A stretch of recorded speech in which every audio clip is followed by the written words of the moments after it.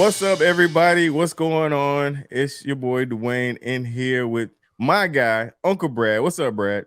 How you doing, Dawain? Good to be on the podcast today. I'm excited. Yeah, man. So this is our first official podcast. We did a live a couple weeks ago, and everybody was like, "Man, where's the podcast? Where's the podcast?" And so it wasn't even a thing just yet. Originally, my idea was to have Brad just solo this thing out, man. And then he reached out to me saying, "Hey, you wanted somebody to roll with him." So with that being said, we bring to you the B.A.D podcast. What does B.A.D stand for? Brad and Dawain. That simple. It's the Michael Jackson bad meaning good. Brad, what you got to say about that, brother?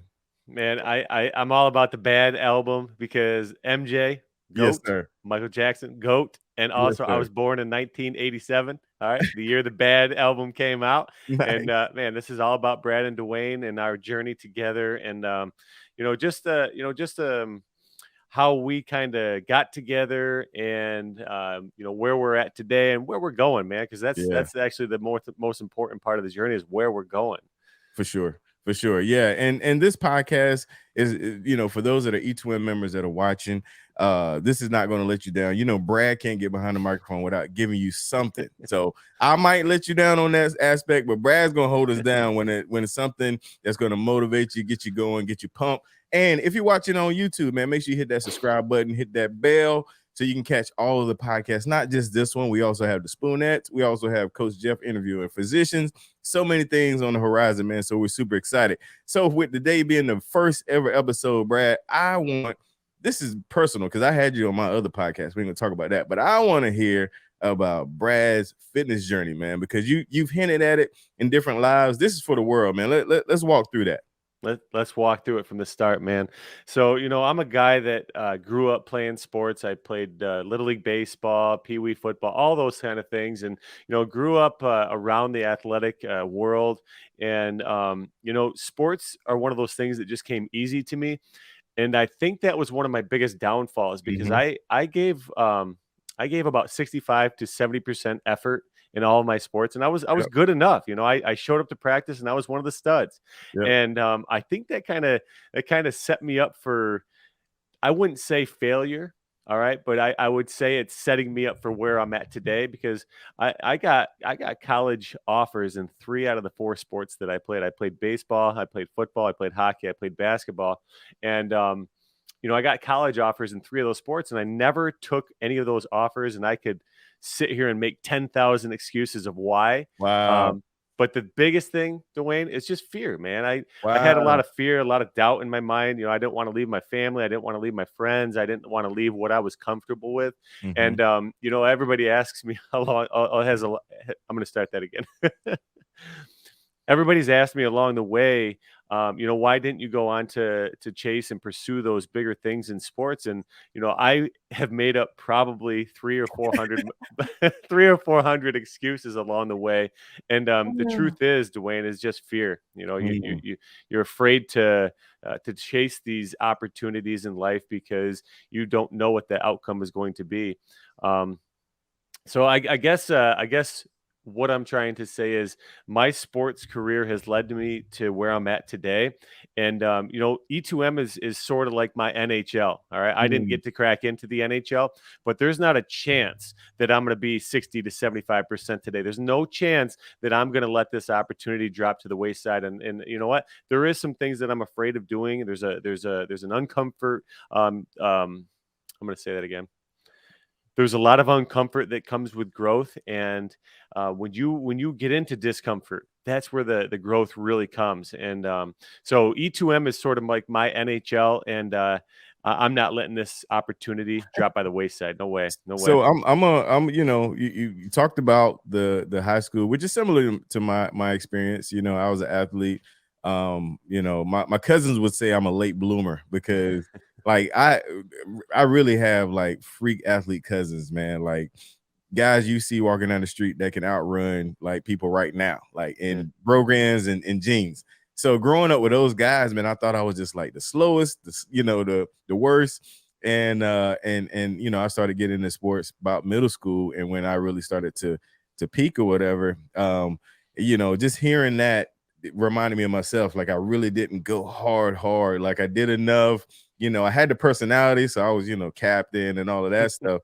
But that really speaks to me, man, because for so many years that was the case where I didn't put my nose down and go hard. So how did that, you didn't take those offers? How did that pay off, man? What was some of the unfortunate benefits, or I guess not so beneficial things that stream from that? Yeah, so I mean, what that did for me is it led me to a community college in my hometown. And when you go into college, talk about uncertainty, man. You go into college and you don't know exactly what you want to do. Like I wanted to play professional sports. That's what I knew how to. Right. That's what I knew how to do. And so when I got there, my advisor said, "Hey, what do you want to do for the rest of your life?" Right. Play sports. What? Tell me what to do. And she's like, "Well, what do you like to do?" I said, I like fitness, I like sports, I like being around the games. She goes, "What about phys ed?" I'm like, "What's phys ed?" Teaching gym. Oh, okay. I could teach gym. I could do phys ed. Yeah, I'd like that. So I started my phys ed journey. Did all the anatomy, physiology classes, all Yes, the sir. the all that stuff, man. All the sports classes, exercise physiology, anatomy, all that stuff, and that kind of sparked my interest for physical fitness and the body and like how it worked and what you put in your body gives you what you put out. And so I did 2 years at my community college, went to a 4-year school, got my phys ed, got my bachelor's in phys ed. My passion for fitness didn't really take off until I got into my mid-20s, because if you start living a stagnant lifestyle, you start setting your life on cruise control, you start to see that, man, it's easy to stay in your comfort zone. It's easy to For not really sure. push those thresholds. And so when I got into my mid-20s, man, I was 40 pounds over my high school graduation weight, and I'm like, man, I don't like, how do I turn this bus around? Right. And so I started listening to podcasts. I started getting on YouTube. I started reaching out to friends, like, how do I turn my life around? Man, you could have the best plan designed in the entire world, and none of that's going to do the work that you have to do yourself. And so that was kind of the pivotal moment in my life where I decided that I needed to start taking care of my body on a different level. You need to start putting things into your body. And that was around 2016. 2018, that's when Jeff came to me and the rest of my family and was like, "Hey, I got this little fitness club online. We're just getting the ball rolling. You guys want to join it?" We're like, "Yeah, sure." This was at a wedding. This was at a family wedding, and we're like, "Oh yeah, cool. Yeah, we're drinking some cocktails, having Yeah, some man. fun." And Jeff's like, "Yeah, join the fitness." "Oh yeah, sure." So we signed up, having no idea what E2M even was at that time. There was 110 people in the group total, and you see where the E2M is today, and it's mind blowing. But so anyways, we got started, and just seeing the growth of everybody, not just in my family, but in that group, just to see everybody, where the group started, where Right. the client started, where the group has gone, where the clients have gone, and just seeing that growth, man. It's hard to turn your eyes and say, get yourself uncomfortable, Mm, get yourself away from that comfort zone.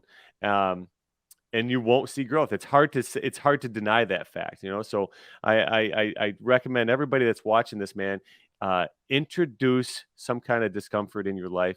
All right, do something that you're afraid of. Do something that's scary. Do something that's going to challenge you, and see where it takes you.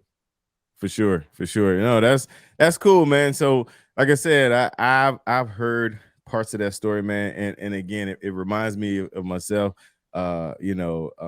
Also went to 4-year school for physical education.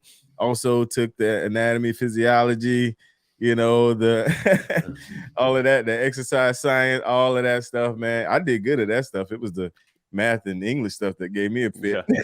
Yeah. So for me, man, I just went a different direction, man. Instead of going into education, I went into the transportation field, where I managed Head Start school buses, and then I managed special needs school buses. So I was in the school system, and I worked at a special needs school for about 5 years, man. And one thing about special needs schools is they love to party.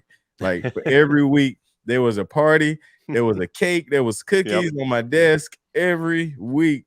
And I had just gotten married, so I was happy and eating all the cakes and pies and cookies. Yeah. And before I knew it, man, I had blew up, man, to probably about 250, 250. And I knew I needed to change, man. And so I jumped on, the fad, man. At the time it was P90X. We'll drop names here. Oh yeah. Oh yeah. Oh yeah. At the Been there. time it was P90X, man. Tony Horton, man. I jumped in, 30 days and I saw some results, Oh man. yeah. But them workouts was like an hour and a half long, bro. I was like, when can I do this, man? And Yeah. so Yeah. when that got old, started putting the weight back on, and then Insanity came out, and I had a little Insanity crew at the school, man. We would Yeah. bring the projector out and go into Yeah. the gym and do Insanity like that because they were in the gym, man. So we did that.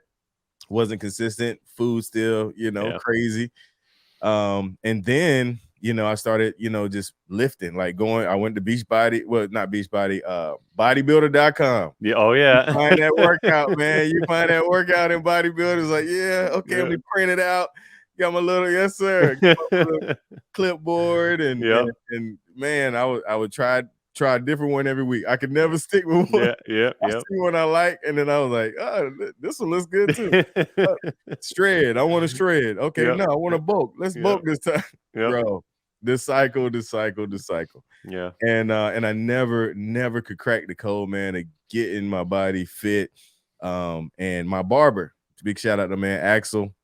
I think we're still friends. We don't see each other as much. I'll just say that. But he had amazing results. And I asked him, I was like, what is this thing, man? What are you doing? I'm thinking like, okay, another beach body or bodybuilder. He was like, no, it's E2M. And he sent me to the Facebook page. I'm in this chair looking through all the pictures, and I'm like, yo, these people look like me. Like, Yeah. why can't I do this, man? And so at first my wife wasn't going to jump in. I don't think I ever told anybody this, but my wife was not going to join the program.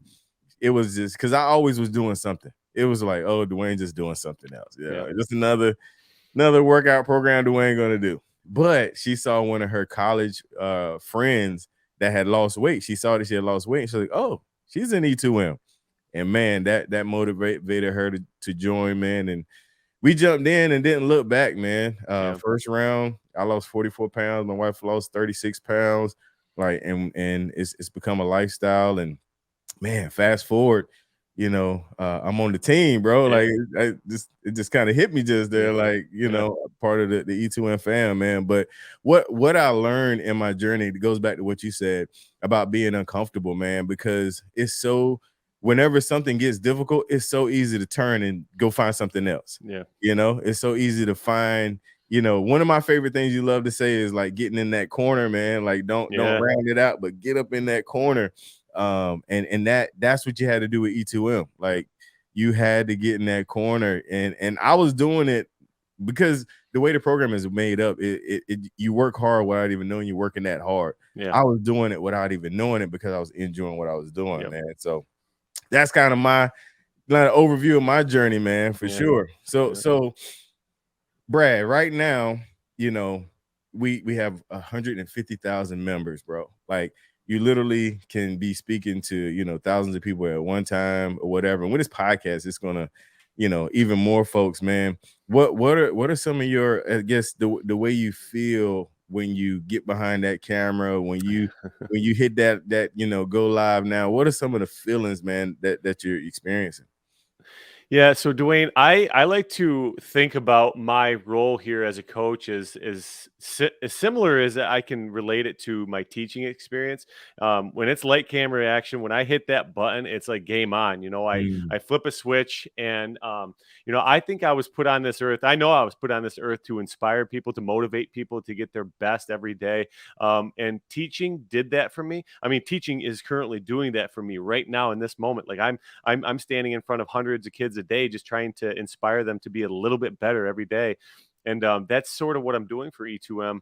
As soon as I push that action button, baby, it's game on, and I'm just trying to inspire people to be a little bit better today. And one of the mottos that I'm living by right now is tap in and max out. Too many times in life, baby, we are not tapping into our true potential because it's hard. It's hard to remind ourselves every single day to, hey, go a little further than what you did yesterday. It's hard to remind ourselves that we are capable of doing more than our mind is telling us. And then max out. Can I reach a little further? You don't know how far you can go without reaching too far. And so tap in, max out, and not enough people in this world are doing that. And that's why I was put on this earth. That's why I was put on this screen. That's why I was put on this platform with E2M, because the Almighty said, maybe creeped into Jeff's mind and said, hey, this guy needs to be part of the squad. He's got something to say. He's got some motivation. He got some zest. He's got some alacrity for life. All right. And some enthusiasm. And like I said, right from the get-go, Dawain, you could have the best plan in the world. And E2M is one heck of a plan. But without being motivated, without being truly inspired every single day to come back for a little bit more, all right, a little bit more of that piece of the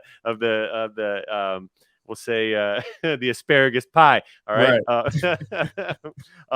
Man, you have to be willing to just come back another day and try again. One of our big mottos right now as a team is just keep trying.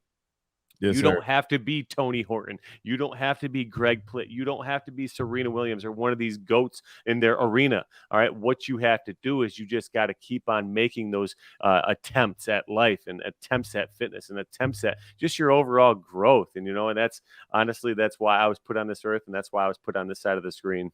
Yeah, man. That's the name of this episode. Tap in and max out. I love it. That's right, baby. That's right. Hey, real quick, man. I did the P90X too. I jumped on the P90X. I did the insanity stuff, and every once in a while I'll break out the Ab Ripper X and hate it but love it. I hate it, but I love it. Man. Tony Horton, baby.